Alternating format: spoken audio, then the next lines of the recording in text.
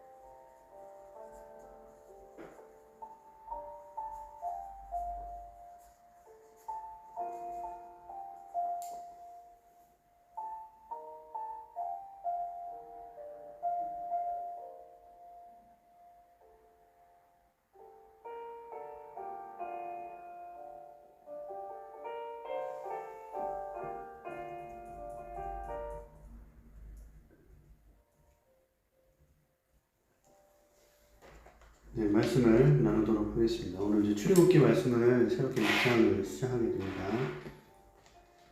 오늘 말씀을 보면서 우리가 몇 가지 볼 포인트가 있는데, 첫 번째는 이 출애굽기 1장을 보면서 우리가 산파들에게 눈이 가면 안 되겠습니다. 더 정확히 얘기하면 그 산파들에게 베푸신 하나님의 은혜, 이 부분에 먼저 시선이 가면 안 된다는 거죠. 사람들은 어떤 그리스도인들은 오늘 말씀을 읽으면서 이 산파들이 그 바로의 협박에도 불구하고 하나님 앞에 선한 일을 했습니다. 그래서 그 선한 일을 한 산파들에게 하나님께서 큰 복을 주셨다. 그 포인트에 집중해서 우리가 어떤 어려운 상황 속에서도 하나님을 믿고 하나님 앞에서 선한 삶을, 하나님의 뜻에 맞춘 삶을 살아갈 때 하나님께서 복을 주실 것이다. 복을 주신다. 이렇게 이제 쉽게 묵상할 수 있습니다. 생각할 수 있습니다. 근데 그것은 이 성경 본문을 바르게 보는 것이 아닙니다. 지금 우리가 봐야 할 포인트는 뭐냐면 산파들의 선한 행동과 그에 따른 하나님의 어떤 그 복, 이것이 출애굽기의 내용이 아니고, 첫 번째는 뭐냐면 하나님의 언약이 지금 성취되기 시작했다는 겁니다. 뭐냐면 그 7절과 또 10절 또 12절 그리고 21절에도 그렇게 나와 있지만 이스라엘 백성들이 많아지고 강해지고 큰 민족을 이루게 되었다는 거죠. 그러니까 이 부분을 먼저 집중해야 됩니다. 그래서 이 부분이 앞에 나오는 책, 성경책, 창세기 이제 12장부터 해서 12장, 15장, 17장에 보면 그 하나님의 언약의 내용들이 나오죠. 15장 13절 창세기 15장 13절 같은 경우는 여호와께서 아브라함에게 이르시되 너는 정령이 알라 내 자손이 이방에서 객이 되어 그들을 섬기고 그들은 400년 동안 내 자손을 괴롭게 하리니 그 섬기는 나라를 내가 징치할지며 그 후에 내 자손이 큰 재물을 이루고 나오리라. 벌써 이 400년 전에 400년이 아니고 그러니까 미리 아브라함을 통해서 하나님께서 예언의 말씀을 주신 것이죠. 그리고 17장을 보게 되면 17장 2절만 봐도 내가 내 언약을 나와 너 사이에 세워 너로 심히 번성케 하리라. 하나님께서 이렇게 약속을 하셨다는 거예요. 아브라함하고 약속을 맺으신 것이죠. 그래서 그 약속의 내용이 단순히 민족이 많아지는 것, 이스라엘 민족이 수가 많아지는 것으로 끝나는 것이 아니라 그들이 번성해서 7절을 보면 17장 7절을 보면 내가 내 언약을 나와 너와 내 대대 후손의 사이에 세워서 영원한 언약을 삼고 너와 내 후손의 하나님이 되리라. 내가 너와 내 후손에게 너의 우거하는 이 땅, 그 가나안 일경을 주어 영원한 기업이 되게 하고 나는 그들의 하나님이 되리라. 하나님께서 주시는 것은 약속은 단순히 이스라엘 민족의 부흥이 아니라 이스라엘 민족을 하나님의 백성으로 삼으시고 그들에게 땅을 주어서 하나님의 나라를 그들을 통해 이 땅에 다시 세우시겠다는 것이 하나님의 계획이고 그 계획은 하나님의 구원 계획의 한 부분이라는 거죠. 그러니까 이게 출애굽기 1장에 이스라엘 민족이 번성하고 수가 많아지는 것은 단순히 한 민족의 부흥에 대한 어떤 이야기가 아니라 하나님의 구원에 하나님께서 행하시는 그 구원 사역이 지금 이제 때가 돼서 성취되기 시작했고 완성을 향해서 출발했다는 것입니다. 그러니까 우리는 하나님의 약속이 그 구원의 약속이 지금 성취되고 있는 것을 보게 되면서 하나님의 언약, 그 언약을 성취하시는 하나님을 먼저 봐야 됩니다. 두 번째는 산파들이 선한 행동을 해서 복을 받았다. 이 부분보다도 어떤 부분이 17절과 21절을 보면 이 산파들이 하나님을 두려워했다는 것이죠. 그들이 어떤 행동을 했지만 그 행동을 하기에 앞서 그들이 어떤 마음에서, 어떤 동기에서, 어떤 목적에서 그런 선한 행동을 하나님께서 기뻐하실 만한 행동을 했느냐, 그것은 그들이 하나님을 두려워했다는 것입니다. 창조주이시고 우주의 주권자 되시고 이스라엘 민족의 하나님이 되시는 그 하나님을 이 산파들이 믿고 또 두려워하고 자신들의 생명을, 그러니까 육적인 생명을 취할 수 있는 바로보다도 그 권세 있는 바로 왕 파라오보다도 보이지 않는 하나님을 더욱더 두려워하고 그 하나님 앞에서 행했다는 것이 중요한 것이죠. 그리고 하나님께서 그런 그들에게 집안을 번성케 해주시는데 그 21절에 그 복도 다른 어떤 물질적이고 어떤 이 땅에서 누리는 복을 주시는 것이 아니라 그 산파들의 자손이 번성했다는 겁니다. 하나님께서 주셨던 이스라엘 민족에게 아브라함에게 주셨던 그 약속의 성취가 이 산파의 가족들에게는 더 크게 임하게 됐다는 거죠. 단순히 물질적인 복을 말하는 것이 아니라 하나님의 그 약속이 이 산파들에게는 하나님을 두려워하는 이 산파들에게는 그 하나님의 언약이 더 크게 이루어지고 번성하게 됐다라는 걸 성경이 말하고 있는 겁니다. 그러니까 우리가 하나님을 믿고 의지하면서 이 땅에서 하나님께서 주시는 복들을 누릴 수 있습니다. 물질적이건 아니면 뭐 눈에 보이는 어떤 복이건 그런 것들이 주어질 수도 있겠죠. 하지만 그것이 목적이 되고 우선순위가 되는 것이 아니라 하나님의 구원의 약속, 하나님께서 베푸시는 그 믿음의 어떤 은혜, 이것이 우리 안에 더 충만해지고 커지고 부흥하게 되는 것이 하나님께 복받는 것입니다.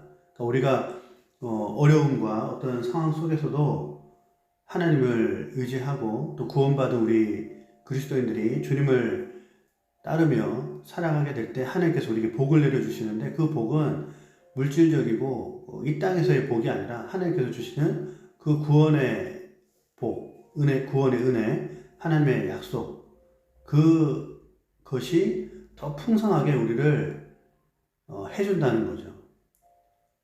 우리가 정말 하나님을 두려워하고 따를 때 우리가 누리게 되는 그 구원과 그 복이 어떤 것인지를 우리가 한번 깊이 묵상해보고 생각해보고 정말 우리가 하나님께 바라고 하나님께 기대하고 하나님께서 주시는 그 누리게 될 그 은혜가 무엇인지를 잘 분별하는 것이 필요하겠습니다.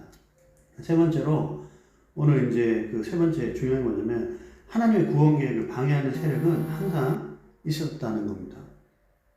계속 하나님의 구원 계획을 막으려고 하는 존재가 세력이 있었죠. 오늘도 보면 이 이스라엘 민족의 그 부흥을 보고 바로가 방해를 하게 되는데 어떤 행동을 하냐면 남자아이를 다 죽이라고 명령을 한다는 거죠.